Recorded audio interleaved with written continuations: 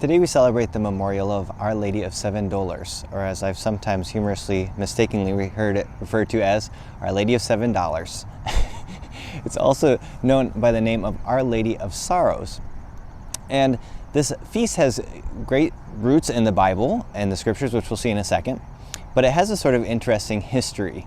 It started to be promoted around the 12th century and kind of bounced around the church calendar until settling upon this day, which is 8 days after the birth of Mary, reminding us of Mary's mission, and also 1 day after the feast of the exaltation of the cross.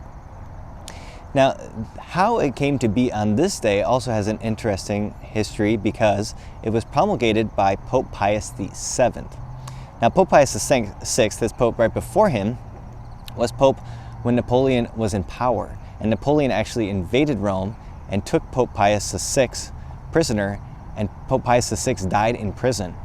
Pope Pius VII became pope after there was no pope for almost a year, and became pope, and soon after was imprisoned by Napoleon. But he was then freed, and he credited his freedom, his liberation, to this feast of Our Lady of Sorrows, and began to promote it in 1817. Now, what exactly are the 7 sorrows of Mary? Well, they're all rooted in the scriptures. The first one is the prophecy of Simeon, when Simeon says to Mary and Joseph, a sword will pierce your heart, a sword of sorrow, and Jesus will be the fall and rise of many in Israel. Second, which is the flight into Egypt, when they have to leave their home to go to Egypt. The third is the loss of Jesus in the temple as a child in Jerusalem. The fourth is when Jesus meets Mary on the way to Calvary. The fifth is the crucifixion and death of Jesus. The seventh is when the body of Jesus is taken down from the cross. And the fifth is the burial of Jesus. Now, this image is often portrayed with a sword piercing Mary's heart, or with 7 swords piercing Mary's heart.